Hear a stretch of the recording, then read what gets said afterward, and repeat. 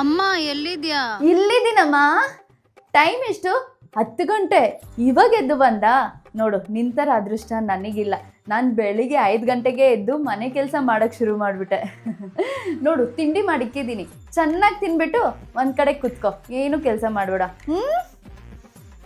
ಅಮ್ಮ, ದೀಪಾವಳಿಗೆ ಏನ್ ಅಡ್ಗೆ ಮಾಡ್ತೀಯಾ? ನನ್ನ ಕಣ್ಮುಂದೆ ನಿಂತ್ಕೊಂಬೇಡ, ಇಲ್ಲಿಂದ ಹೋಗ್ಬಿಡು. ಇನ್ನೂ ಮನೆ ಕೆಲಸನೇ ಮಾಡಿ ಮುಗಿಸಿಲ್ಲ, ಅಷ್ಟು ಬೇಗ ದೀಪಾವಳಿಗೆ ಏನು ಅಡುಗೆ ಮಾಡ್ತೀಯ ಅಂತ ಕೇಳೋಕೆ ಬಂದ್ಬಿಟ್ಟಿದ್ದಾಳೆ.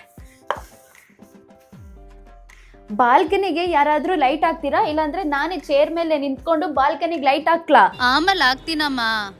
ಏನ್ ಮೇಡಮ್, ಆಮೇಲೆ ಹಾಕ್ತೀರಾ? ಮೇಡಮ್, ಹಬ್ಬ ಇರೋದು ನಾಳೆ, ನೆಕ್ಸ್ಟ್ ವರ್ಷ ಅಲ್ಲ. ಹೋಗಿ ಇವಾಗ್ಲೇ ಹಾಕು. ಆಮೇಲೆ ಹಾಕ್ತಾಳಂತೆ. ರೋಹಿಣಿ, ನಾಳೆ ತುಂಬಾ ಬ್ಯುಸಿ ಆಗಿರ್ತೀಯಲ್ಲ? ಯಾಕಮ್ಮ? ನಾಳೆ ದೀಪ ಹಚ್ಚಿ ಅಲ್ಲಿ ಇಕ್ಕಿರ್ತೀನಿ. ಅದನ್ನ ತಗೊಂಡು ಅಂತ ಫೋಟೋಸ್ ತಗೊಂಡು ವಾಟ್ಸಪ್ ಸ್ಟೇಟಸಲ್ಲಿ ಹ್ಯಾಪಿ ದೀಪಾವಳಿ ಅಂತ ಹಾಕ್ಬಿಡು. ಅಮ್ಮ, ಆಚೆ ಹೋಗಿ ಗೂಡ್ಸ್ಲಾ? ನನ್ನ ಹತ್ರ ಬಂದು ನೈಸ್ ಮಾಡಬೇಡ. ನಾನಿಲ್ಲ, ಮನೆ ಕೆಲಸ ಮಾಡಿ ಮುಗಿಸಿದ ಮೇಲೆ ಬಂದು ಕೇಳ್ತಾ ಇದ್ದಾಳೆ ಆಚೆ ಹೋಗಿ ಗೂಡಿಸ್ಲಾ ಅಂತ.